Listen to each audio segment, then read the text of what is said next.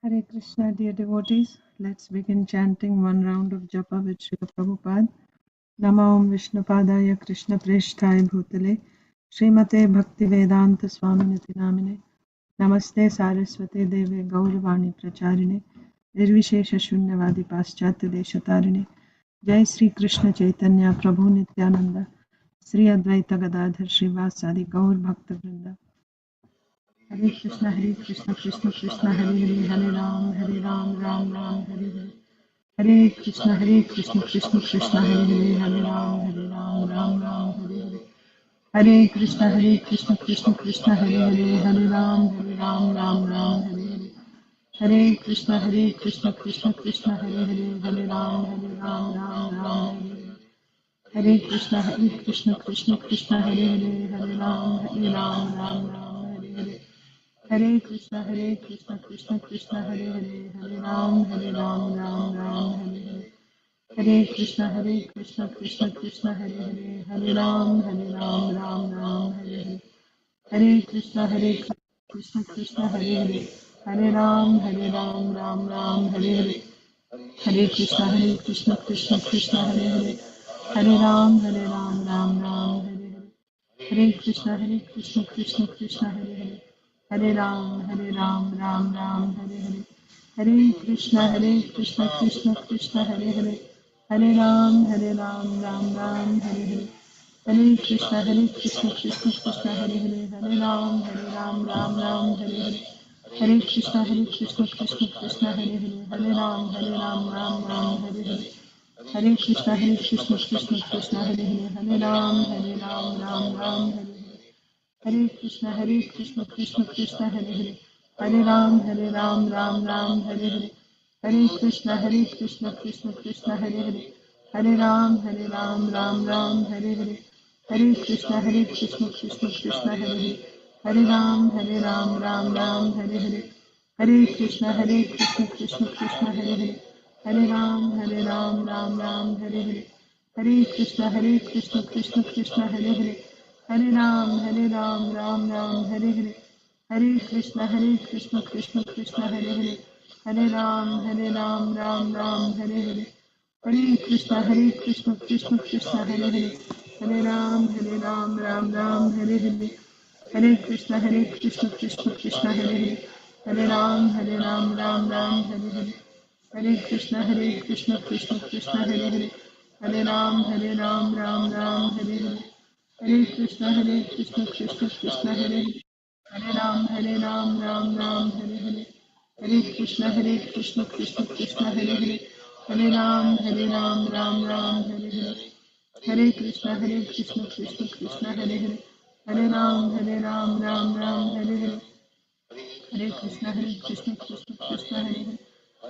Hare Ram, Ram Ram, Hare Hare. Hare Krishna, Krishna Hare Hare, Hare Ram, Ram Ram, Hare Hare. Hare Krishna, Krishna Hare Hare, Hare Ram, Ram Ram, Hare Hare. Hare Krishna, Krishna Hare Hare, Hare Ram, Ram Ram, Hare Hare. Hare Krishna, Krishna Hare Hare, Hare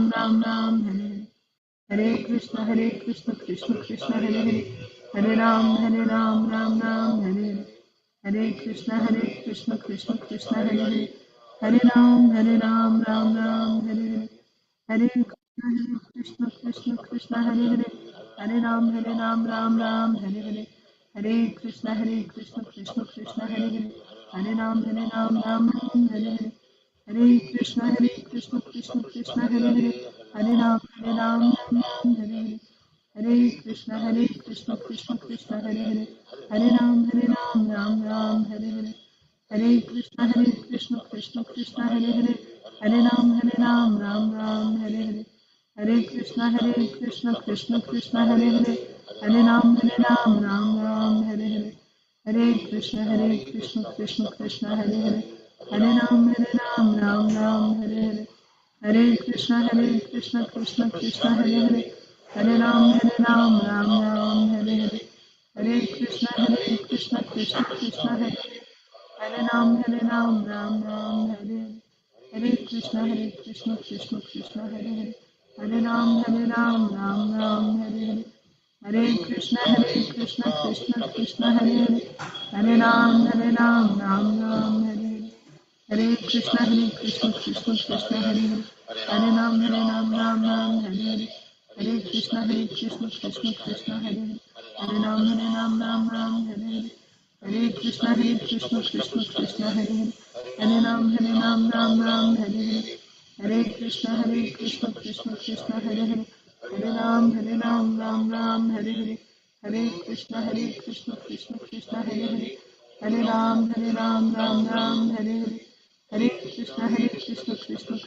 Hare. Hare Ram, Ram Ram, Hare Hare. Hare Krishna, Krishna Hare Hare. Hare Ram, Ram Ram, Hare Hare. Hare Krishna, Krishna Hare Hare. Hare Ram, Ram Ram, Hare Hare. Hare Krishna, Krishna Hare Hare. Hare Ram, Ram Ram, Hare Hare. Hare Krishna, Krishna Hare Hare. Hare Ram, Ram Ram, Hare Hare. Hare Krishna, Krishna Hare Hare. Hare Ram, Ram Ram, Hare Hare. Hare Krishna, Krishna Hare Hare. Hare Ram, Ram Ram, Hare Hare. Hare Krishna, Krishna Hare Hare. Hare Ram, Ram Ram, Hare Hare. Hare Krishna, Krishna Hare Hare. Hare Ram, Ram Ram, Hare Hare. Hare Krishna, Krishna Hare Hare. Hare Ram, Ram Ram, Hare Hare. Hare Krishna, Krishna Hare Hare. Hare Ram, Ram Ram, Hare Hare. Hare Krishna, Krishna Hare Hare. Hare Ram, Ram Ram, Hare Hare. Hare Krishna, Krishna Hare Hare. Hare Ram, Ram Ram, Hare Hare. Hare Krishna, Krishna Hare Hare. Hare Ram, Ram Ram, Hare Hare. Hare Krishna, Krishna Hare Hare. Hare Ram, Ram Ram, Hare Hare. Hare Krishna, Krishna Hare Hare. Hare Ram, Ram Ram, Hare Hare. Hare Krishna, Krishna Hare Hare. Hare Ram, Ram Ram, Hare Hare. Hare Krishna, Krishna Hare Hare. Hare Ram, Ram Ram, Hare Hare.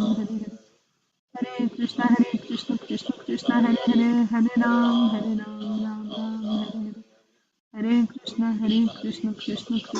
Hare. Hare Ram, Ram Ram, Hare Hare.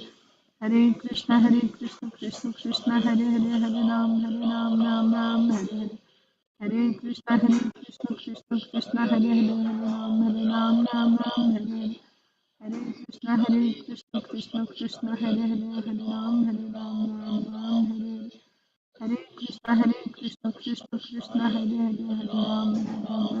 Ram, Ram Ram, Hare Hare.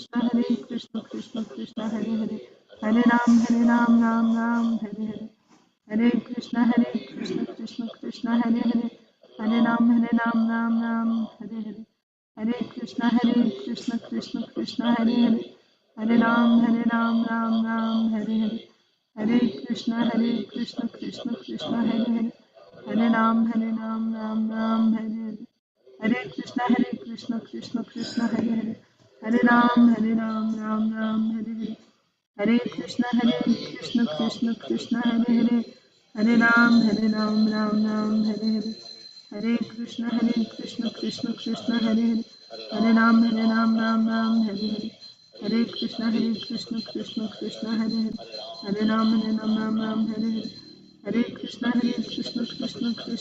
Hare. Hare Ram, Hare Hare.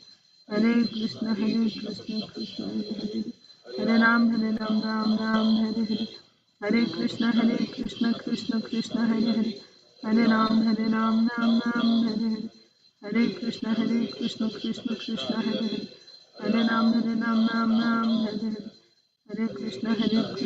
Krishna, Krishna Hare Hare. Hare Ram, Ram Hare Hare. Hare Krishna, Krishna Hare Hare. Hare Ram, Ram Hare Hare. Hare Krishna, Krishna Hare Hare. Hare Ram, Hare Hare. Hare Krishna, Krishna Hare Hare. Hare Ram, Hare Hare. Hare Krishna, Krishna Hare Hare. Hare Ram, Ram Hare Hare. Hare Krishna, Krishna Hare Hare. Hare Ram, Ram Hare Hare. Hare Krishna, Krishna Hare Hare. Hare Ram, Ram Hare Hare. Hare Krishna, Krishna Hare Hare. Hare Ram, Ram Hare Hare. Hare Krishna, Krishna Hare Hare. Hare Ram, Ram Ram Hare Hare. Hare Krishna Krishna Krishna Hare Hare, Hare Ram Ram Ram Hare Hare, Hare Krishna Krishna Krishna Hare Hare, Hare Ram Ram Ram Hare Hare, Hare Krishna Krishna Hare Hare, Hare Ram Ram Ram Hare Hare, Hare Krishna Krishna Hare Hare, Hare Ram Ram Ram Hare Hare, Hare Krishna Krishna Hare Hare, Hare Ram Ram Ram Hare Hare, Hare Krishna Krishna Hare Hare, Hare Ram Ram Ram Hare Hare, Hare Krishna Krishna Hare Hare, Hare Ram Ram Ram Hare Hare, Hare Krishna Krishna Hare Hare, Hare Ram Ram Hare Hare, Hare Krishna Krishna Hare Hare, Hare Ram Ram Hare Hare, Hare Krishna Krishna Hare Hare, Hare Ram Ram Hare Hare, Hare Krishna Krishna Hare Hare, Hare Ram Hare Hare, Hare Krishna Krishna Hare Hare, Hare Ram Hare Hare,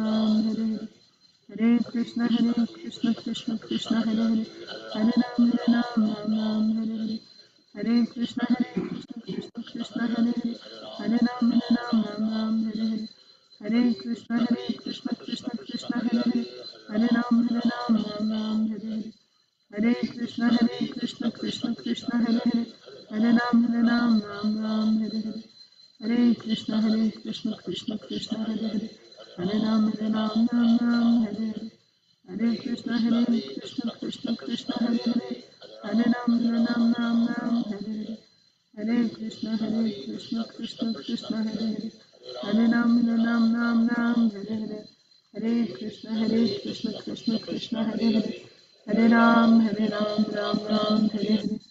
Jai Sri Krishna Chaitanya Prabhu Nityananda Sri Advaita Gadadhar Srivasadi Gaur Bhakta Vrinda.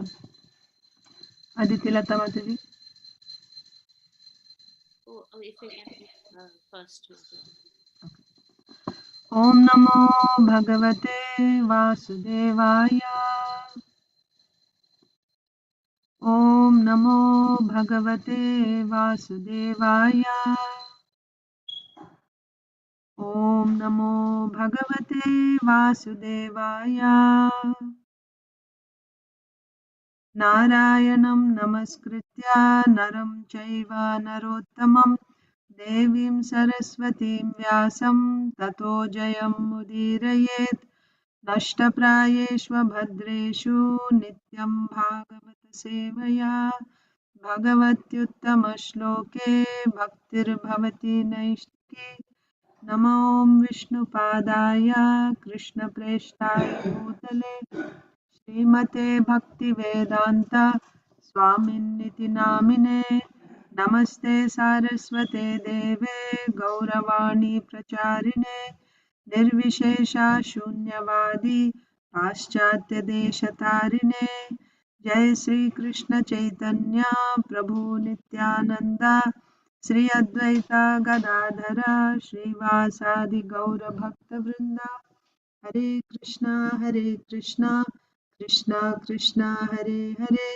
Hare Rama Rama Rama Hare Hare. ग्रंथराज Shrimad Bhagavatam की जय, Shrimad Bhagavad Gita as it is की जय, श्रील प्रभुपाद की जय, सामवेद गौर भक्त वृंद की जय, वांछा कल्पतरुभ्यश्च कृपा सिंधुभ्यैव च पतितानां पावनेभ्यो वैष्णवेभ्यो नमो नमः. Hare Krishna, dear devotees, welcome to today's Srimad Bhagavatam for All session. Let us recite Srimad Bhagavad Gita Shloka. We are reciting from Srimad Bhagavad Gita as it is, chapter 9, text 32. So, anyone who wants to go first can raise your hand. Aditi Lata Mataji, go ahead. Hare Krishna Mataji, please accept my humble obeisances. All glories to Srila Prabhupada. Please accept my humble obeisances, Mataji. All glories to Srila Prabhupada. Mam hi partha vyapashritya yepi syu papayonaya triyo vaishyas tatha shudras tepi yanti param gatim. O son of Pritha, those who take shelter in me, though they be of lower birth, women, vaishyas, merchants, and shudras, workers, can attain the supreme destination. Hare Krishna. Hare Krishna. Hare Krishna, Arunita. Mami patam pashatya yepi sura tapa yona striyo vaishyas sutras yepi nadi parangati. Translation. O son of Buddha, those who can take shelter in me, though they may be of lower birth, women, Vaishyas, merchants, and Shudras, workers, who attain the supreme destination. Yeah. Anyone else need to go first? Okay, we'll go in order then. Achinta Dev Prabhu. Hare Krishna Mataji, please accept my humble obeisances. All glories to Srila Prabhupada, all glories to the assembled devotees. Please accept my humble obeisances, Prabhuji. All glories to Srila Prabhupada. Mam hi partha vyapashritya Mam hi partha vipashritya ye pisyu papayonayah ya pishyu papa yonaha ye pisyu papayonaya ya pishyu papa yonaha striyo vaishyas tatha shudras striyo vaishyas tatha shudras tepi yanti param gatim. tepi yanti param gatim. Translation. O son of Pritha, those who take shelter in me, though they be born of lower birth, women, Vaishyas, merchants, and Sudras, workers, can attain the supreme destination. Thank you, Mataji. Hare Krishna. Hare Krishna, Prabhuji. Thank you. Okay, so next is Inbainia are not here. Krishna, Shisha, Madhava are also not here. You are here. Okay, Rasapriya. Mami vyapasritya yepi papayonayaha striyo vaishyas tatha sutras tepi yanti param gatim. O son of Pritha, those who take shelter in me, though they be of lower birth, women, Vaishyas, and Sudras, can attain the supreme destination. Yes. Okay, next Lokesh Shamal Gopika Mataji. Hare Krishna Mataji, Dandas Pranam, Jai Srila Prabhupada, Maharaj. Dandat Pranam Mataji. All glories to Srila Prabhupada. Mam hi partha vyapashritya yepi shiv papayonayah striyo vaishyas tata shudras tepi yanti param gatim. O son of Pritha, those who take shelter in me, though they be of lower birth, women, Vaishyas, merchants, and Shudras, workers, can attain the supreme destination. Thank you, Mataji. Okay. Location Prabhu is not available. Okay. So next is Kalpesh Prabhu and Sonia Mataji. Hare Krishna Mata, my humble obeisances. All glories to Srila Prabhupada. Please accept my humble obeisances, Prabhuji. All glories to Srila Prabhupada. Mam hi partha vyapashritya se yepi syo papayonaha striyo vaishya tata shudra tepi yanti param gatim. O son of Pritha, those who take shelter in me, though they be of lower birth, women, Vaishyas, merchants, and Shudras, workers, can attain the supreme destination. Hare Krishna. Hare Krishna. Sonia Mataji. Hare Krishna Mataji, Dandavat Pranam, all glories to Srila Prabhupada. Dandat Pranam Mataji. All glories to Srila Prabhupada. Mam hi partha vyapashritya yepi syuhu papayonayah striyo vaishyas tatha sudras tepi yanti param gatim. Translation. O son of Prutha, those who take shelter in me, though they be of lower birth, women, Vaisyas, merchants, and Sudras workers, can attain the supreme destination. Hare Krishna. Hare Krishna Mataji. Usha Mataji, Medha.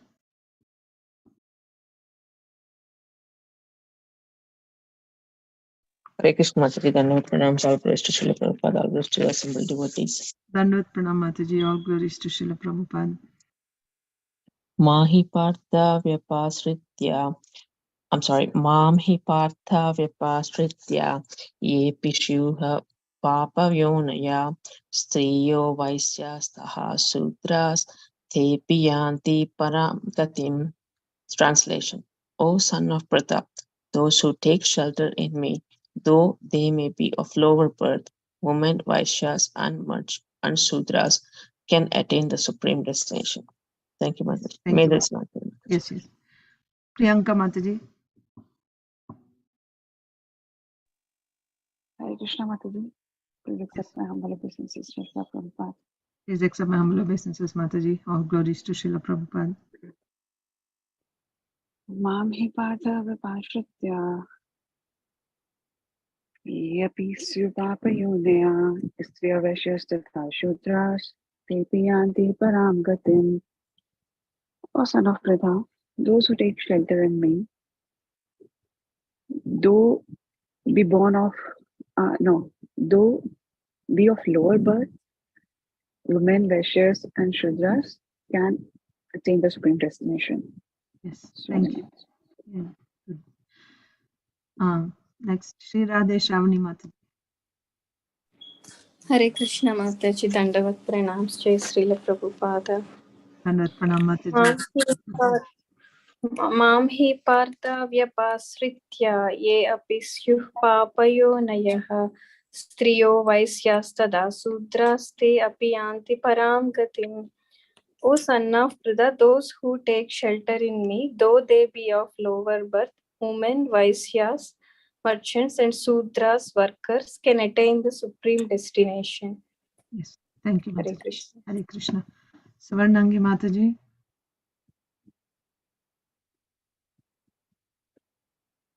Hare Krishna Mataji, Dhanavad Pranam. Dandavat Pranam Prabhuji. All glories to Srila Prabhupada. Mam hi partha vyapashrita yepi syuya papayonaya striyo vaishyasthatha sudras tepi yanti param gatim. Translation by Esteban Basis Bhaktivedanta Swami Srila Prabhupada. O son of Pratha, those who take shelter in me, though they be of lower birth, women, Vaishyas, merchants, and Sudras, workers, can attain the supreme destination. Hare Krishna. That's not dharma. Okay. So I'll recite also Bhagavad Gita 9:32. Mam hi partha vyapashritya yepi syuh papayonayah striyo vaishyas tatha shudras tepi yanti param gatim. O son of Pritha, those who take shelter in me, though they be of lower birth, women, Vaishyas, and Shudras, can attain the supreme destination. So, did anyone not recite yet? We'll go to Srimad Bhagavatam. Srimad Bhagavatam, Canto 8, Chapter 24. We started reading about Matsya Bhagavan after we completed Vamandev's pastimes. So, Parikshit Maharaj asked Sukadev Goswami one question. Do you remember what was the question?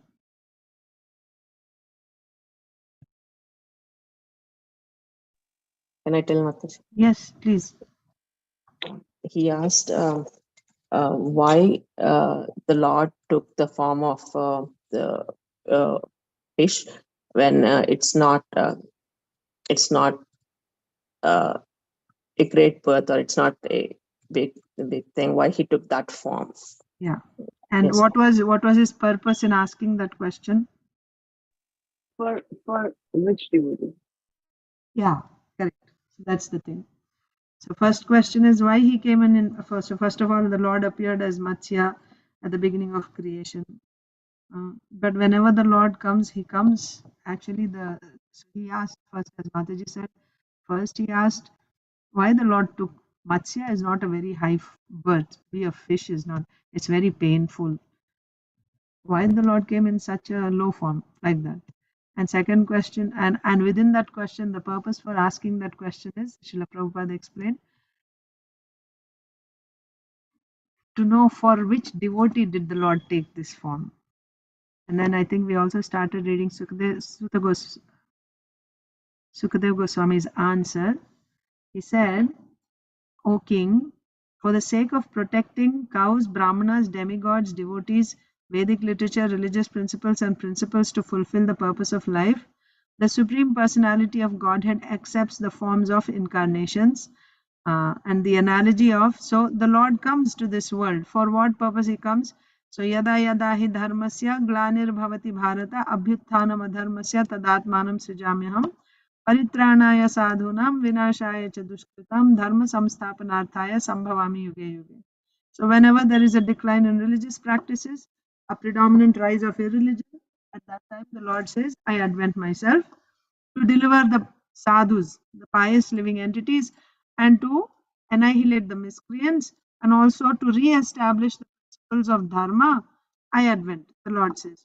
So therefore, same thing is said in text that to protect cows, brahmanas. So there we studied in detail in the purport. Uh, when cows are protected, when brahmanas are protected, then dharma is also protected. Religious principles are protected. And then by this you can ultimately get the goal of life, purpose of life will be fulfilled.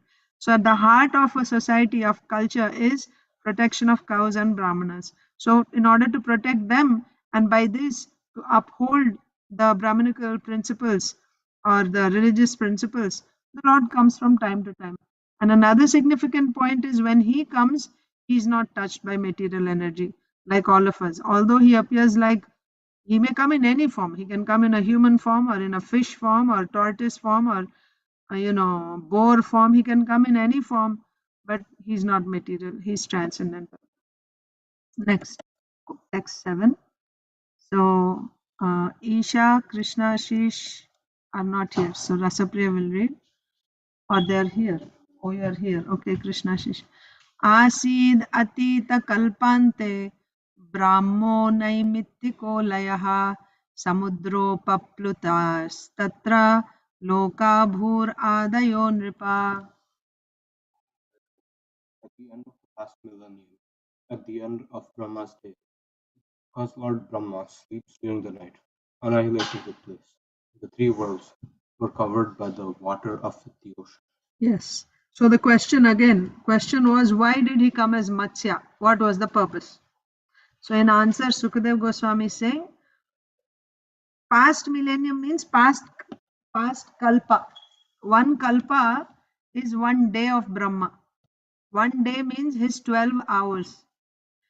At the end of his day, he takes rest. He sleeps for another 12 hours in the night. And again the next day morning, again he wakes up. So his 1 day is called one kalpa. And in one kalpa, there are 1000 yuga cycles. Satya, Treta, Dwapar, Kali, like this, 1000 cycles come in 1 day, in one kalpa. And then those 1000 cycles are divided into 14 manvantaras. So at the end of his last day, before going to bed, what does he do? There's annihilation. There is annihilation. This is called partial annihilation. Total annihilation takes place at the end of Brahmaji's life. 100 years are completed, then total annihilation. But at the end of his each day, there is partial annihilation. There are other types of partial annihilations. At the end of each manvantara also there is a partial annihilation. At the end of each yuga cycle also there is partial annihilation. Sometimes at the end of each yuga also there is a partial annihilation.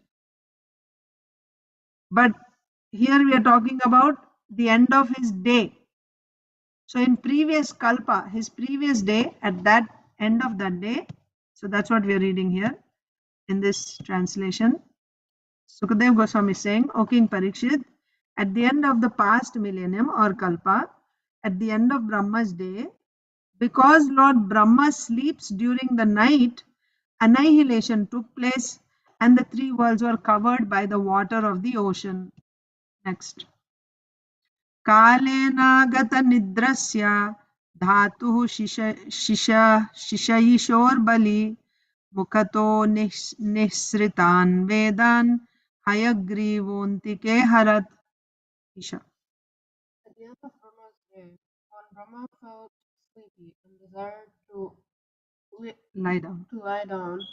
the Vedas were emanating from his mouth, and the great demon named Hayagriva stole the Vedic knowledge. So where are all the Vedas? If you remember at the beginning of creation, second canto, from the heart, Tene Brahma Hridaya Adi Kavaye, right? From within the heart, the Lord revealed the Vedas to Brahmaji at the beginning of creation. Brahmaji did tapasya. He didn't know who he was, what he's supposed to do. He did tapasya. And at that time, Lord, the Supreme Lord, revealed Vedas to Brahmaji. So all the Vedas, they are not in a written book form. That happens in Kali Yuga, beginning of Kali Yuga. Every beginning of Kali Yuga, Vyasdev, right? He gives us in a written form. Because in Kali Yuga, the people's memory is poor, therefore. But otherwise, Vedas are eternal. So there's also sometimes question, oh, Vedas are written by one person called Vyasdev. So how you say that they are eternal? Vedas are manifested in a book form by Vyasdev for the people of Kali Yuga. It's not that they start there. No. They are already there. Vedas are existing eternally.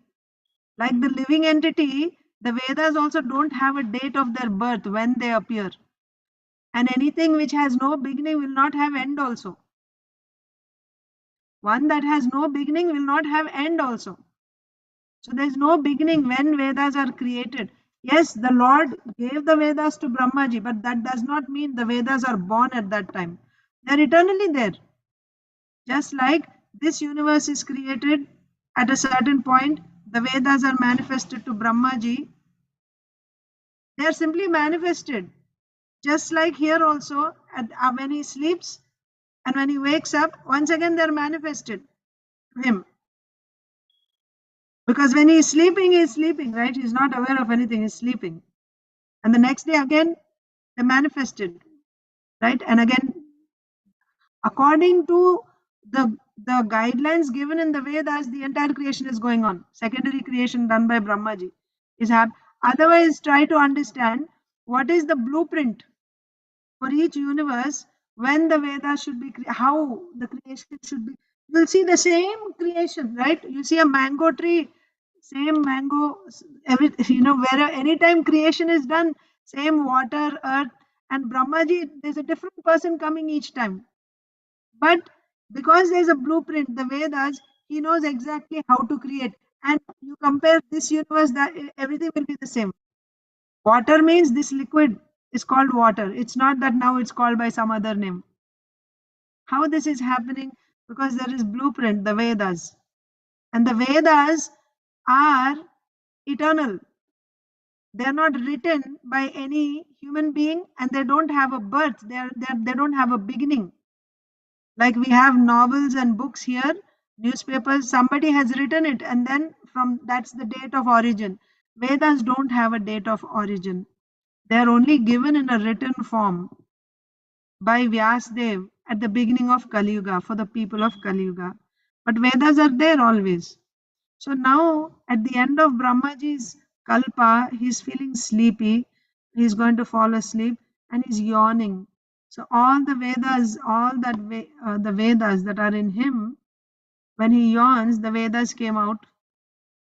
And now this demon Hayagriva is also actually one incarnation of the Lord, but here we are not talking about the incarnation. This is a demon. Right? Hayagriva, he stole the Vedic knowledge from Brahmaji. So now Brahmaji will become deprived of Vedic knowledge because someone took it away from him. Now how he will create next Kalpa? Problem, right? So anyway, let's continue. Rasapriya. ज्ञात्वा तद्दानवेन्द्रस्य हयग्रीवस्य चेष्टितं दधारा शफरीरूपं भगवान् हरिरीश्वरः. Understanding the acts of the great demon Hayagriva, the Supreme Personality of Godhead Hari, who is full of all opulences, assumed the form of a fish and saved the Vedas by killing the demon. Purport. Because everything was inundated by water, to save the Vedas, it was necessary for the Lord to assume the form of the fish. So this is also the Lord's Leela, right? So now we shouldn't think it is required for the Lord to assume the form of a fish because there is only water everywhere. Again, remember that example. The purpose of the Lord is to perform Leela. He has a desire to swim around. And while he comes and he performs that Leela, in that Leela, he also takes care of the other things like Vinashaya cha Dushkritam Dharma Samsthapanarthaya. They all happen. They're secondary. First and foremost, the whole purpose why the Lord comes is to perform his pastimes, because he enjoys pastimes. He's a supreme Lord, like a rich man's son, right? A rich man's son doesn't need to work to earn his livelihood. He doesn't have any duties to do because his father has left such wealthy inheritance for him. He can just simply live and enjoy, go party all the time. He can do that. Like that, this is Krishna's position. He's the supreme personality of Godhead. He doesn't need to do anything. He doesn't have to do anything. He can simply enjoy. He is the supreme enjoyer. So he likes to perform pastimes. He wants to swim, so he'll swim around as much as Bhagwan. But while he's here, he's also doing, Vinashaya cha Dushkritam. So, and also, we shouldn't think that he has assumed this form now. His forms are eternal. Matsya Bhagwan, of course, eternally he has. It's not like you shouldn't also think he's always in the form of fish. His name is Matsya, but he will be in the form of Vishnumurti form, right? He has that, but Achintya, Achintya, the Lord's. With our tiny material brains, how much can we understand? But yeah, he is Matsya Bhagavan. He is the fish incarnation. When he comes to this world, he is performing pastimes in the fish form. But he also has his eternal planet, where the predominating deity of that Vaikuntha planet is Matsya Bhagavan. And he's beautifully dressed, and like he has crown and everything. Everyone, all Vaman Dev, Kurma Bhagwan, everyone, they have their planets, Vaikuntha planets, with their devotees. It's a spiritual world. So Matsya Bhagwan appeared.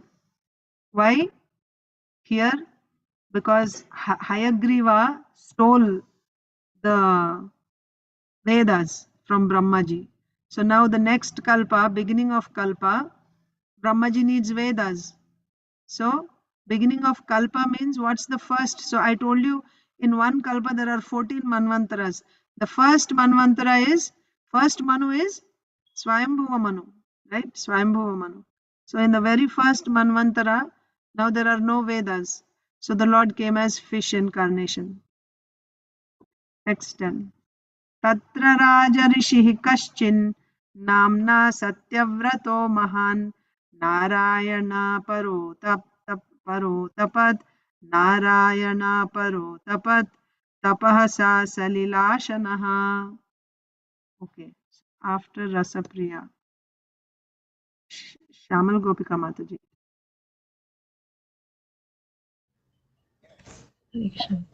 During the Chakshusha Manvantara, there was a great king named Satyavrata who was a great devotee of the Supreme Personality of Godhead. Satyavrata performed austerities by subsisting only on water.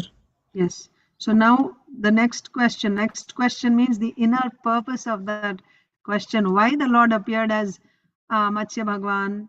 So you said Matsya Bhagwan appeared because the Vedas were stolen by Hayagriva to deliver those Vedas once again, to save those Vedas and to give them to Brahmaji. Matsya Bhagwan appeared at the beginning of the Kalpa.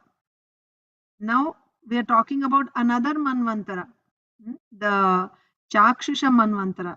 Chakshusha Manvantara is the 6th Manvantara, Chakshusha. During the Chakshusha Manvantara, again, so this is another time. First Swayambhuva Manvantara is finished. This is during the Chakshusha Manvantara. There was a great king named Satyavrata who was a great devotee of the Supreme Personality of Godhead. Satyavrata performed austerities by subsisting only on water. Did you know that? So he would perform austerities by not eating anything, only drinking water. He was a great devotee, and to please the Lord, he would do austerities. We saw in Chaitanya Bhagavat, there's one brahmachari who would only drink milk. And there are many devotees who subsist only by, like sadhus, they subsist only by drinking milk. We saw about Madhavendra Puri, about the 6 Goswamis. Somebody gave some buttermilk, they just took once in a while, every 2 days, 3 days, that's all. No solid food. So here, Satyavrata Maharaj would live simply by drinking water. He's a great devotee. To please the Lord, he's doing tapasya like that. When was this time? Chakshusha Manvantara. Purport. Okay. So who's next? Medha. No, Kalpesh Prabhu and Sonia Mataji. Sorry, Medha is not here. Yeah, Kalpesh Prabhu. Yeah. The Lord assumed one fish incarnation to save the Vedas at the beginning of the Swayambhu Manvantara, and at the end of the Chakshu Manvantara, the Lord again assumed the form of a fish, just to favor the great king named Satyavrata. As there were 2 incarnations of Vara, there were also 2 incarnations of fish. The Lord as one fish incarnation to save the by killing Haragriva, and he assumed the other fish incarnation to show favor to Satyavrata. Hare Yes, Krishna. Hare Krishna. So, you know, Varahadev also appeared 2 times. There is Shveta Varaha and there is Rakta Varaha. Colors are different. Shveta means white Varaha. Rakta Varaha means, reddish Varahadev. So, again, Varahadev appeared at the beginning, very beginning of creation, when Brahmaji was creating all the secondary creation is done by Brahmaji. So Brahmaji was creating all the different forms of bodies, and then he created human beings. So the father of mankind was Manu, and Manu's wife, Swayambhuva Manu, his wife Shatarupa, they were both created simultaneously. Husband and wife were created by Brahmaji. They were born from his body only. And then he ordered Swayambhuva Manu, now you go and you procreate, you produce the human species, human population. Swayambhuva Manu asked, where should we go? You go to the earthly planet. Where is the earthly planet? Oh, the earthly planet is now drowned in the Garbhodaka ocean. Then Brahmaji was wondering, oh, the earthly planet is in the Garbhodaka ocean, what to do? While he was contemplating and meditating on the Supreme Lord, from his nostril came a small form of Varaha. And he came outside and he started flying in the air. And right in the presence of Brahmaji and everyone else, he assumed a big, gigantic form, Varahadev, lashing his tail. Then he dove inside the water, then picked up Bhumi Devi on his tusks and came outside. At that time, there was no fighting with Hiranyaksha. Similarly, Matsyadev also, at the beginning of creation, there was Matsya Bhagwan who appeared, and at that time he killed this Hayagriva and took the Vedas back. And for Varahadev, second time when he appeared, that was during the time of Hiranyakashipu and Hiranyaksha. We read about Hiranyaksha in the 3rd canto. So that at that time again Varahadev appeared. This time Hiranyaksha had stolen Bhumi Devi. Hiranya means gold, right? They are greedy. Hiranyaksha, Hiranyakashipu. They stole Bhumi. Hiranyaksha stole Bhumi Devi. And actually what happened was this Hiranyaksha went around conquering everyone because he was so powerful, right? And so he went challenging everyone, but nobody could stand in front of him to fight. So then he found out Varuna is very powerful. So he went underwater searching for Varuna and he challenged him to fight.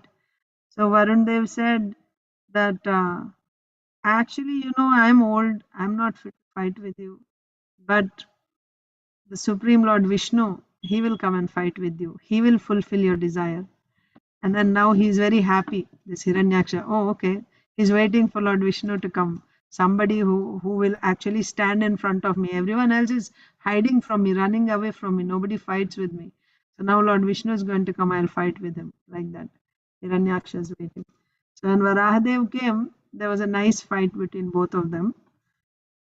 And of course, finally, that Hiranyaksha was killed. So first, the Lord picked up Bhumi Devi, put her to safety, and then he went and fought with Hiranyaksha. That's how there are two types. Varahadev appears 2 times. Similarly, Matsyadev also appears 2 times. First time is, we said, in the beginning of creation. Now again in the 6th Manvantara, called Chakshusha Manvantara, Matsya Bhagavan is appearing again. This time he is appearing for his devotee Satyavrata. So here we are reading about this Satyavrata, King Satyavrata, who is a great devotee and who subsisted simply by eating or drinking water. Yosavasmin Mahakalpe Tanayaha Savivasvataha Shraddha iti Khyato Manutve Harinarpitaha. Sonia Mataji. Hare Krishna Mataji. Translation. In this, the present millennium, King Satyavrata later became the son of Vaivasvan, the king of the sun planet, and was known as Shraddha Deva. By the mercy of Supreme Personality of Godhead, he was given the post of Manu. Yeah, Hare Krishna. So this is the current, what do you say, 7th, we are in 7th Manvantara, and this Manvantara is called Vaivasvata Manvantara, because the son of Vivasvan becomes the Manu, right? Vaivasvata means son of Vivasvan. Son of Vivasvan, Shraddha Dev becomes the Manu. So this Manu, our present Manu, Vaivasvata Manu, that means son of Vivasvan, his name is Shraddha Deva. In the previous Manvantara, Chakshusha Manvantara, this same personality was Satyavrata Maharaj. That's what is being said. By the Lord's mercy, this Satyavrata Maharaj became Manu in this present Manvantara. So in this millennium, King Satyavrata became, and also Vamandev is the Manvantara avatar for this Vaivasvata Manvantara. We read about Vamandev. So in this millennium, King Satyavrata later became the son of Vivasvan, the king of the sun planet, and was known as Shraddha Deva. By the mercy of the Supreme Personality of Godhead, he was given the post of Manu. Next. So now we are going to read about Satyavrata, his activities as Satyavrata in Chakshusha Manvantara. Ekada Kritamalayam Kurvato Jalatarpanam Tasyanjalyudake Kachich Chaparyekabhyapadyata. Translation. So Usha Mataji.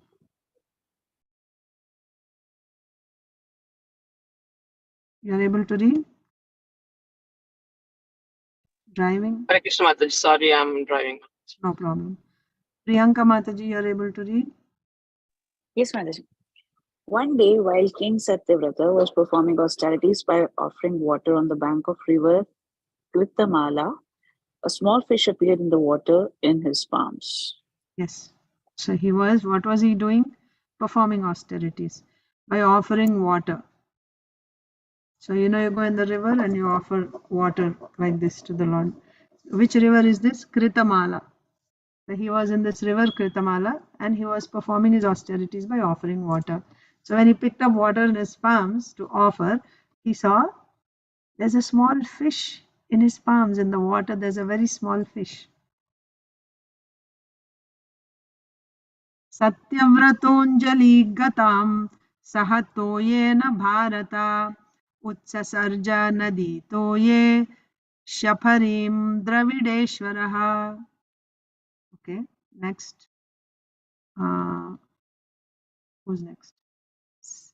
Sri Radhe Shravani Mataji. Yes, Mataji.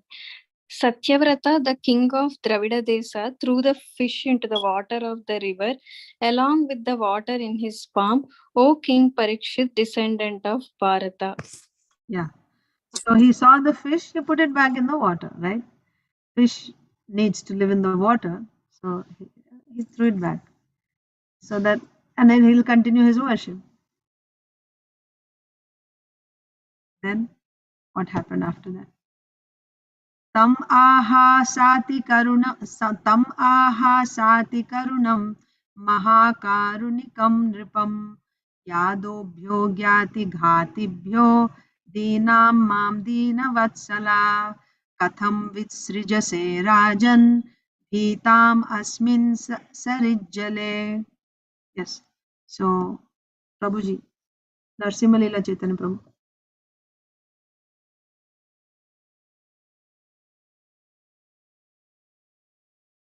Swarnangi Mataji. Hare Krishna Mataji. This one. Translation and purport. You can read both. Purport both. Both. Translation.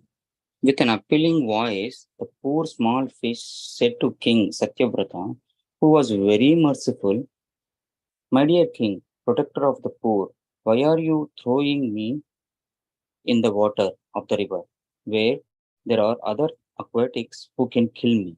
I am very much afraid of them." Purport.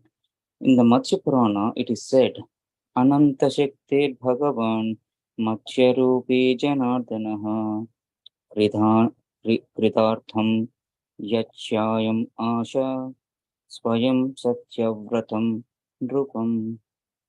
The Supreme Personality of Godhead possesses unlimited potency. Nonetheless, in his pastime, in the form of a fish, he begged protection from King Satyavrata. Hare Krishna. So these are the things that are bewildering to atheists, Mayavadis.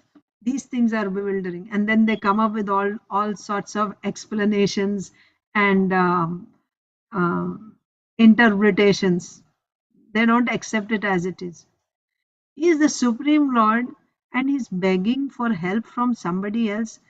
If he is in need of help, how he can be the Supreme Personality of Godhead?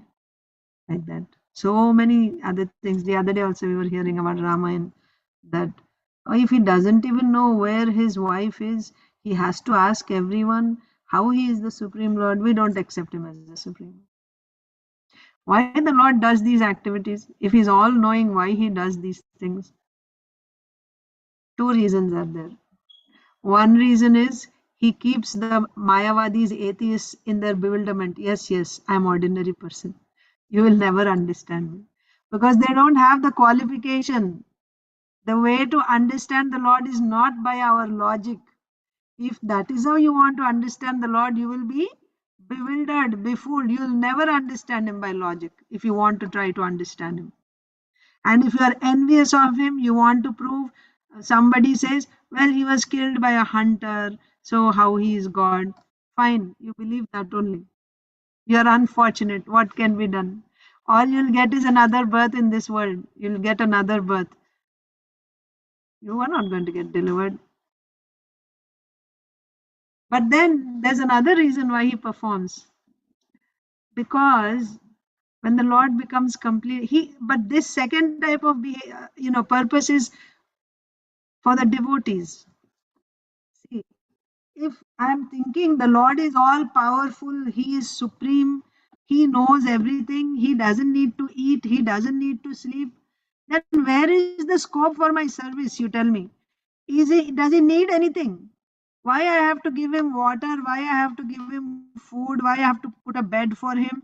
Why I have to bathe him? Why I have to give him clothes? Because he doesn't need anything. Yes?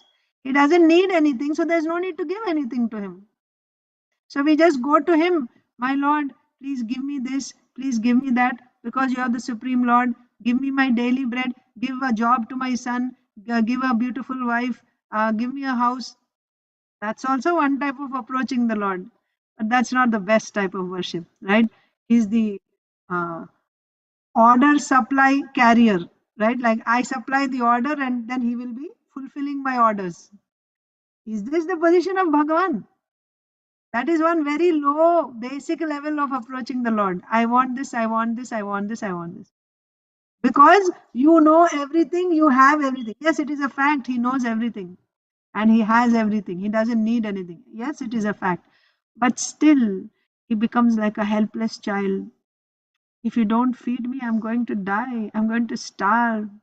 And the mother becomes so desperate for the baby, right? She stays up all night and then she's, worried about him. So that is love. That concern, that eagerness to go and cook for the Lord, to clean for the Lord, to bathe him, to feed him. There is so much opportunity to serve. And where there is service, there's exchange of service. I mean, you serve and the Lord is reciprocating, right? He smiles at you. And then that fills your heart so much. And of course, he's also serving. It's not that he doesn't need to serve, but he takes great pleasure in serving his devotees. He becomes the chariot driver of Arjun. He carries the shoe of Nanda Maharaj on his head and he with great difficulty is walking. He is the supreme personality of Godhead, but still he becomes like a helpless, when he comes in the form of deity, deity is also an incarnation of the Supreme Lord. One of the incarnations of the Lord is deity. He puts yourself in your hand. If you don't bathe him, he will just stand there, not taking any bath for so many days. If you don't dress him, then all dust is accumulated on the dress. He just stands there waiting when my devotee. If you don't do, I cannot help myself. Like that. He puts himself in the hand of the devotee. Why? Because this will rouse the service, gives so much opportunity of service to the devotee. And the Lord relishes this bhakti. That's why. So here also, so those who are atheists, they'll give that argument. So you see, this is just, if for deity they'll say, see, you didn't give anything, nothing happened, he's still there the same way. That means it's just, you're just doing it because, it's not a person like that. So they'll never understand. So the point here is, with an appealing voice, the poor small fish, this Matsya Bhagwan, we are talking about Matsya Bhagwan. So Satyavrata Muni, Satyavrata Maharaj, not Satyavrata Muni. Okay, Satyavrata Muni is different. Who wrote Damodarashtakam, Namamishwaram, right? That was written by Satyavrata Muni. This is Satyavrata Maharaj, king. Okay. So Satyavrata Maharaj is saying that with an appealing voice, not Maharaj is not saying here, Sukadev Goswami is saying, this fish, when it was caught, means it came into the palms of Satyavrata Maharaj, and Maharaj was putting him back into the water, and the fish is appealing to Maharaj, to the king, and the king is very merciful. A devotee will have a very soft heart. He will be very, very merciful. And it's already said that he's a great devotee. So he was very merciful. And the fish is saying, my dear king, you are the protector of the poor. Why are you throwing me back into the water of the river? There are such big, big fish and other aquatics in this river. If you throw me back, the big fish will come and eat me. I'm so scared. Please save me. Like this. So in the Matsya Purana, it is said, the Lord possesses unlimited potency, but still, in the form of a fish, he begs protection from King Satyavrata. Where is this said? It is said in Matsya Purana. As if he is helpless, he is begging protection from Satyavrata Maharaj. Tamatmano nugrahartham pritya matsya vapurdharam ajanan rakshanarthaya shaparya samano dadhe. So Prabhuji read. Others are not there, right, Prabhuji? Yes, Mataji. So we'll begin. Achinta Dev Prabhu, you can read the translation. A translation. To please himself, King Satyavrata, not knowing that the fish was the supreme personality of Godhead, decided with great pleasure to give the fish protection. Thank you, Mataji. Yes, thank you. So when the fish said, please save me, and then Maharaj said, oh, okay, with great pleasure, right? Oh, he's seeking my protection, because normally fish don't talk. and they want to go back into the river. But here this fish is like Sharanagata, right? He's taking shelter of the king and saying, give me shelter. They are going to kill me. The other big fish are going to kill me. Oh, okay, I will give you protection. With great pleasure, he took and put him in some jug of water or something. He took him with him. Let's see what happened. So, to please himself, King Satyavrata, not knowing that this fish is actually the Supreme Personality of Godhead, he decided with great pleasure to give the fish protection. Arunita or Aditi Lakamati? Hare Krishna Mataji. Hare Krishna. Here is an example of giving service to the Supreme Personality of Godhead, even without knowledge. Such service is called Ajnana Sukriti. King Satyavrata wanted to show his own mercy, not knowing that the fish was Lord Vishnu. By such annoying devotional service, one is favored by the Supreme Personality of Godhead. Service rendered to the Supreme Lord, knowingly or unknowingly, never goes in vain. Yes. Hare Krishna. Service done to the Supreme Lord, whether knowingly or unknowingly, never goes in vain. Any activity which is done with your body, mind, or words for the Lord or his devotees in order to benefit. Benefit means to please, right? Anukulyata has to be there. You are doing it willingly. You are not doing out of fear. You are not doing out of any pressure. Rather, you want to do it and you're doing it. And that is anukulyata, right? And you're not doing with enmity. That's the point. You're not doing with enmity, because sometimes thinking of Krishna is also bhakti. Kamsa was thinking of Krishna 24/7, but we don't call him bhakta. We don't call him bhakta. He's thinking of Krishna. Can we say this is smaranam? No, you don't call it. Of course, but still it's giving result, no doubt. Because he's thinking of Krishna, it is smaranam. But at the same time, it is not bhakti. You cannot call it bhakti. You understand? So, with your mind, if you're thinking about him, with your words, you're chanting his name or his pastime, his form, you're talking about that. Or with your hands and body, you're doing, whether you bow down, so much so in Jagannath Puri, in Mayapur, even if you simply sleep in the dham, you get the result of offering Shashtang Pranam to the Lord. All you're doing there is you're sleeping. You eat even fish in Jagannath Puri. It is said you get the result of eating Havishya. Havishya is, you all know Havishya. It's like a sacred food, which is offered in sacrifices. You get the result of eating Havishya. You are eating fish in Jagannath Puri. That is the potency of that place.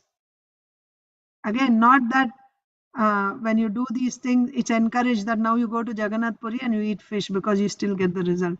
Then if you do it like that with expecting that result, then there is duratmata, wickedness in the heart. So then that is offensive. Then you'll get the result of offense.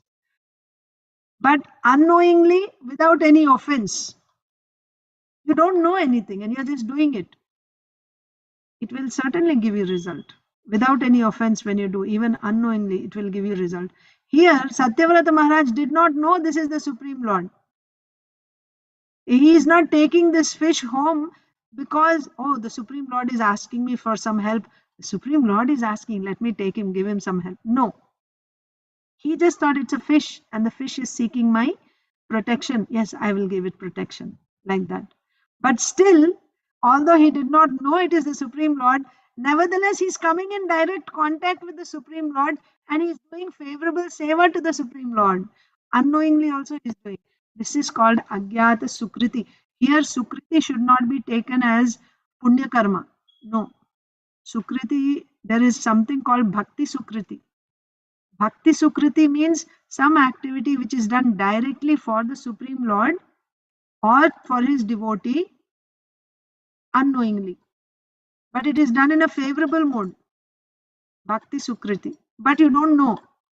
You don't know. You're not doing it because it is the Lord, because it's the Lord's devotee. You don't know. You just, right? Like some people are fond of giving charity and they just give it to, or maybe like that. Some unknowingly they just give. But whatever they've given, it got used in Krishna's service. That person will get the credit for that. This is the beauty of bhakti. Whether knowingly or unknowingly, but for unknowingly, there is a condition. Again, unknowingly, if you do something and if there is offense in your heart, it does not mean that you will not get the result for what you have done. Always remember, offense has its own account, bhakti has its own account. Offense does not nullify your bhakti, but for the time being, your bhakti becomes covered, clouded. Therefore, never give up chanting, never give up your devotional service. Even if there are offenses, you continue because that account is separate. But if you're doing offenses, they start choking, meaning that bhakti will not be able to express itself. Offenses become so much that bhakti will not be able to manifest itself. So anyway, those are details. Again, if you have further questions that can be discussed, we'll get back to the pastime here. So this king Satyavrata, he did not know that this fish is actually the Supreme Lord, but still he did some service. But unknowingly also, when someone does some service to Krishna, he gets Bhakti Sukriti. So what is the result of Bhakti Sukriti? So like this little Bhakti Sukriti here, little bit, there, little bit, you do some Bhakti Sukriti, it accumulates, and that accumulation will allow you to come in the association of some sadhu. You have Bhakti Sukriti that will allow you to come in the association of sadhu. But even that Bhakti Sukriti, how you got? That Bhakti Sukriti, how you got? You will get it because of some devotee who is giving you that opportunity. So ultimately, it is only because of devotee that we come into bhakti. That's the point. So here, unknowingly, Satyavrata Maharaj is doing some service to Krishna, to Matsya Bhagwan. Tasyadinataram vakyam ashrutya sa mahipatihi kalashapsu nidhayainam dayalurninya ashramam. I'll say that again. Tasyadinataram vakyam आश्रुत्या सा महीपतिः कलशाप्सु निधायैनां दयालुर्निन्य आश्रमम्. Arunita Mataji, yeah. The merciful king, being moved by the pitiable words of the fish, placed the fish in a water jug and brought him to his own residence. Yes. So the king was merciful. He put him in a water jug and brought him to his palace. सा तु तत्रैकरात्रेण वर्धमाना कमण्डलौ अलब्ध्वात्मावकाशं वा idam aha mahipatim. Madhava is here. Read. But one night that fish grew so much that he could not move his body comfortably in the water of the pot. That he then spoke to the king as follows. So the king brought the fish and put in a jug. And overnight, when he came back to check on the fish in the morning, that small fish, what happened? He grew so much overnight. He became so big in the jug that he could not move his body comfortably in that water of the pot. He couldn't move around. He became so big in that jug. And then he spoke to the king as follows. Saujanya Mataji, can you also read? Naham kamandalavasmin krichram vastum ihotsahe kalpayaukaha suvipu. Again.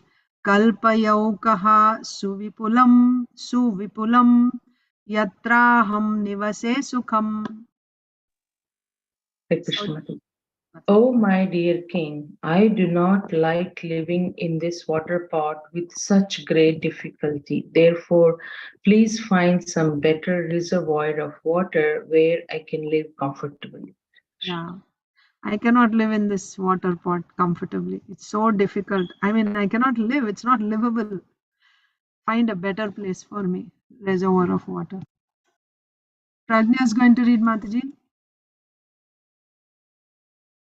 No, Mataji. So we can stop here. It's already 7:50 and everyone has read today. Did anyone not read yet today? I think everyone has read. So we can stop and we can begin again with Krishna Shishisha tomorrow. Okay.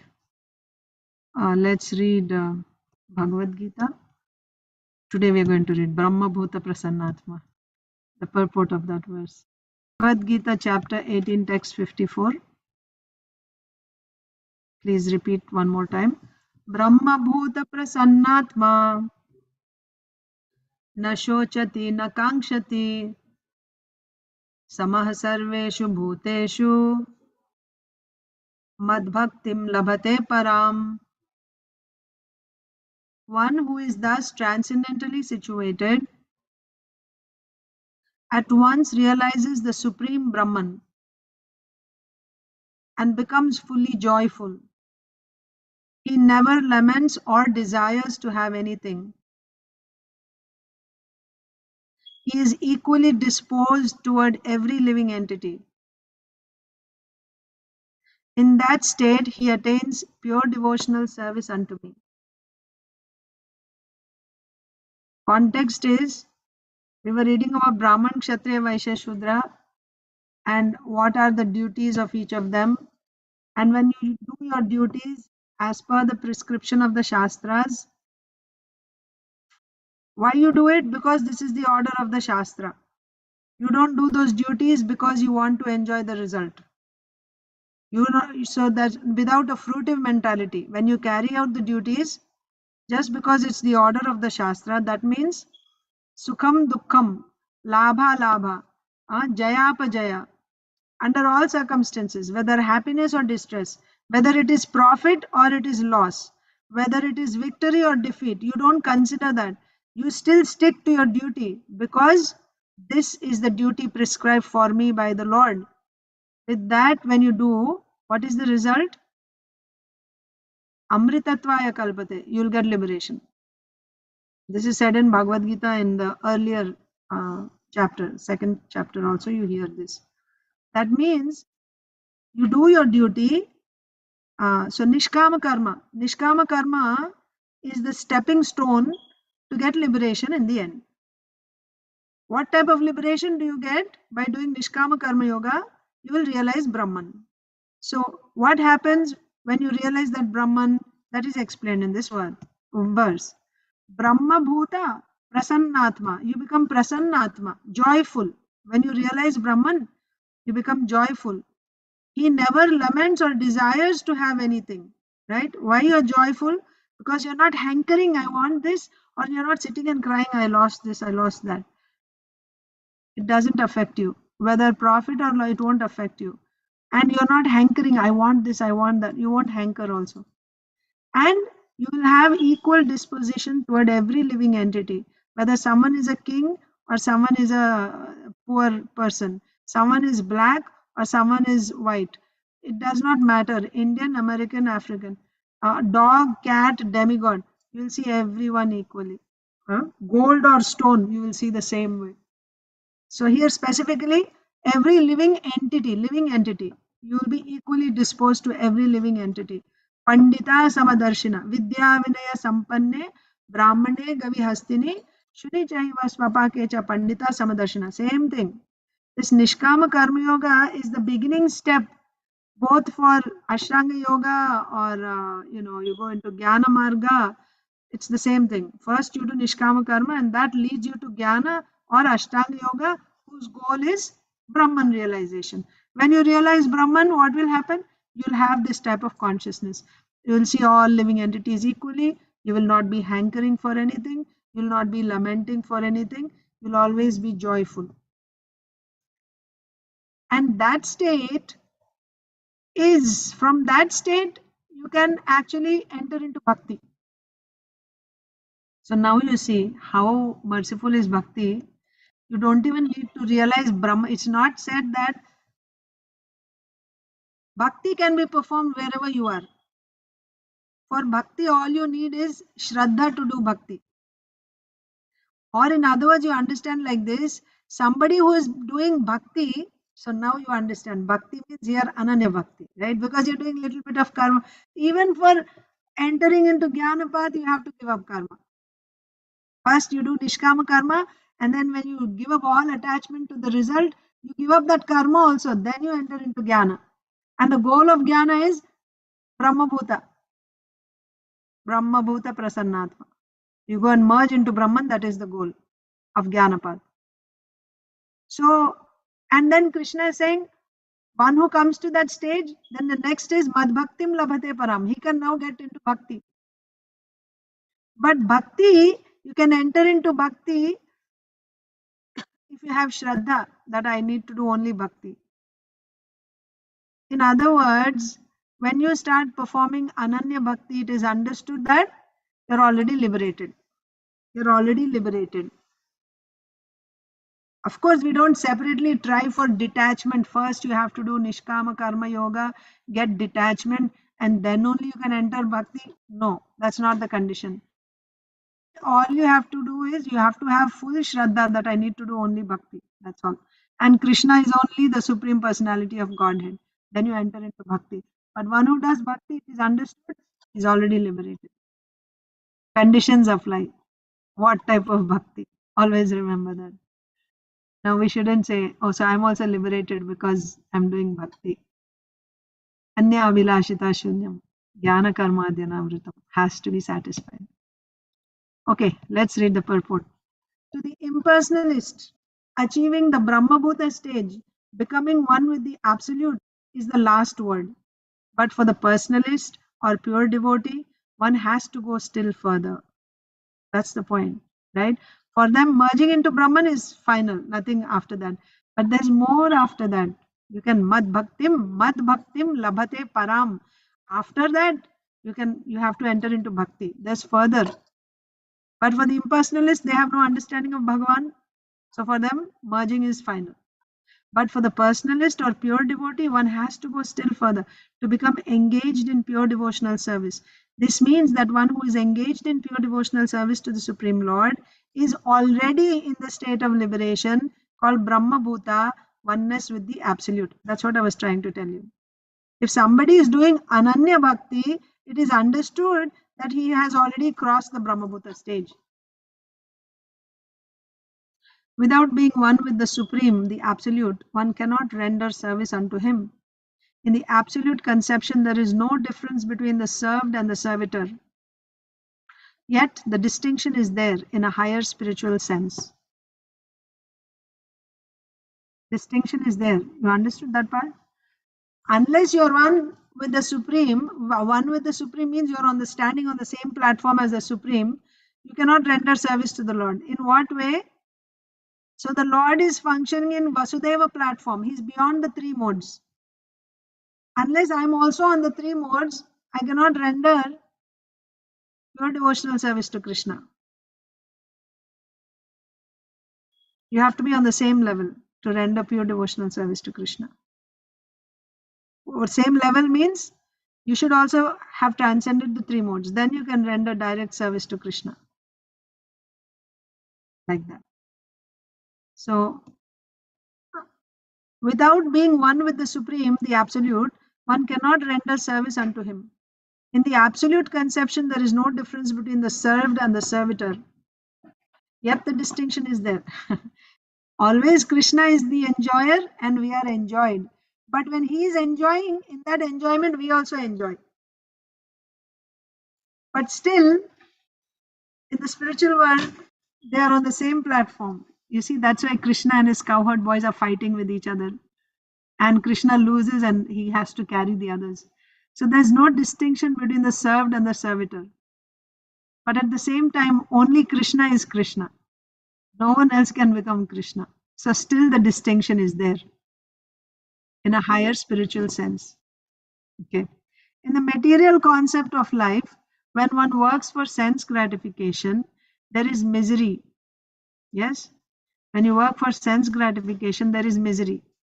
But in the absolute world, when one is engaged in pure devotional service, there is no misery. Even externally, it may appear like you're sweating and perspiring. Your heart is joyful. You're not miserable when you're rendering devotional service to Krishna. But materially, when you're working hard to get some sense gratification, you have to go through misery. The devotee in Krishna consciousness has nothing for which to lament or desire because he's working on behalf of the Lord. He doesn't claim proprietorship of whatever he is doing.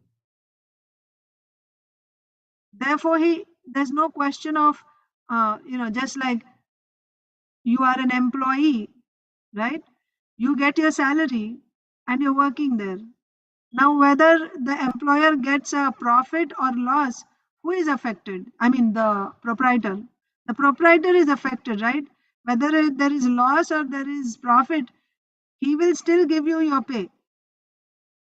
You will get your pay. So therefore, you are not so much affected. Yeah, if he closes his business, he'll go and find a job elsewhere. But he ends up with all the debt that he has to pay. So he is the one who's taking, isn't it? So the employee, he doesn't have to take that risk. So similarly, when someone is working on behalf of Krishna, he doesn't claim anything as his. Everything belongs to Krishna. So therefore, there's no question of lamenting or desiring. Of course, a devotee is working for Krishna, so he will work because he knows that ultimately the giver of result is also Krishna. He has nothing for which to lament or desire. Since God is full, a living entity who is engaged in God's service in Krishna consciousness becomes also full in himself. He is just like a river cleansed of all dirty water. Because a pure devotee has no thought other than Krishna, he is naturally always joyful. Why is he joyful? Because he has no thought anything except Krishna. And Krishna is Satchid Ananda Vigraha. He's Ananda Vigraha. He's all blissful. And you're always thinking of Krishna. So you'll also become blissful. So you want to be blissful? What is the way to be blissful? Always think of Krishna. Krishna is all blissful. So by thinking about Krishna, you'll also become joyful. He does not lament for any material loss or aspire for gain because he is full in the service of the Lord. He has no desire for material enjoyment because he knows that every living entity is a fragmental part and parcel of the Supreme Lord and therefore eternally a servant. So he doesn't hanker. Why he doesn't hanker? He's already full. Like the other day we were explaining, when you eat and you're completely satisfied, there's no question of hankering for anything else. Like that, he's completely satisfied and remembering Krishna is already joyful. What is there to aspire for or lament for? That's why. He's just like a river cleansed of all dirty water. Because a pure devotee has no thought other than Krishna, he is naturally always joyful. He does not